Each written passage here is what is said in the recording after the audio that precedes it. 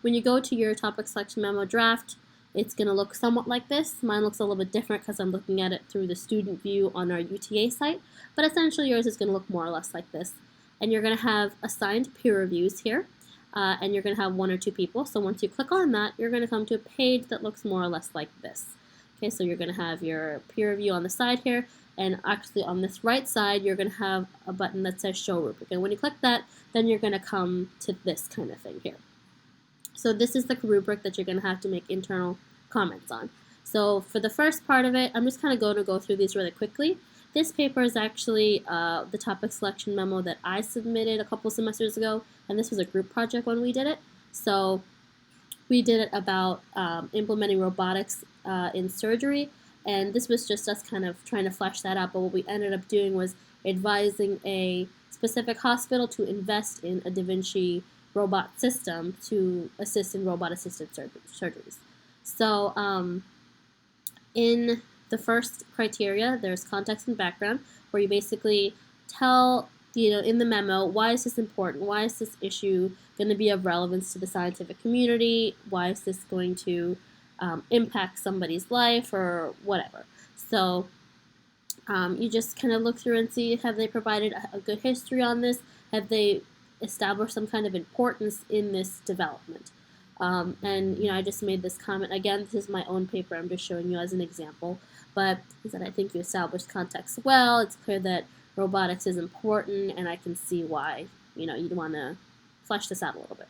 And then the key stakeholders. This is kind of helping you understand who is involved in this ordeal, in this whole issue. And for us, I think we said it would be robotics researchers, physicians, quality assessing organizations, and patients. And obviously, it's going to be different for whatever person you're peer reviewing or for your own or whatever. But, just make a comment on the stakeholders. If you find if anything pops out at you and you think, that's not a stakeholder, or maybe did you consider this one, go ahead and drop that comment in, because the more information that you guys can help kind of trigger on each other, the better your papers are going to be, obviously. And then the next kind of category is real-world organization. This is really important, and this is the one that I want you guys to kind of spend a good amount of attention on. For this assignment, you have to write to a specific real-world organization. In essence, you're acting as a consulting firm or an advising committee on, and you're trying to advise another organization to do something to affect some sort of change, that kind of thing. So that was the gap that we had when we first submitted this. Is we didn't have really an established real-world organization that we wanted to give this proposal to. So we identified stakeholders, but we didn't say who's really going to affect some sort of change from this. That's the kind of comment that I made. It doesn't seem that it's very clear. And so if whoever you're peer reviewing, if they don't have that, please make sure to point that out to them. Give them suggestions if you can think of any. And obviously ask us if you want any ideas. And then the next thing is your current research plan. Where are you going to go from here? Are you going to go and look at all the history of your topic? Are you going to look at the current advancements? Are you going to look at what's in the news? Just kind of what's your plan right now? And then the last thing is immediate course of action. Just a little bit more specifically what you're going to do. For us, it was a little bit different because this was a group project. So we kind of divvied up the tasks, who's going to research what. But for you, it's just going to be what are your next steps in this, and how are you going to get this kind of ball rolling. So that's it for the rubric part of it. So you're going to complete all those comments and then hit save. And then in the internal doc viewer, which is here on this left side, you're going to just make some comments. I think you have to make about 3. So make some good substantive comments. I know we talked about this before, but we're not just editing for grammar or punctuation. We're looking for arguments.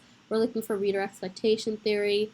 Do you have to expend a lot of reader energy to understand this paper? That kind of thing. So you can click the little comment icon here and drop a comment in. You can highlight things, as I've done here, and put a comment in. You can put text. You can change all this stuff. So make sure you go in and do that. I know that most of you have done this before, but just in case, you need a quick refresher. Once you've dropped those comments in, add one last finalizing comment to kind of sum up what you've done. Seems like you've got a great topic.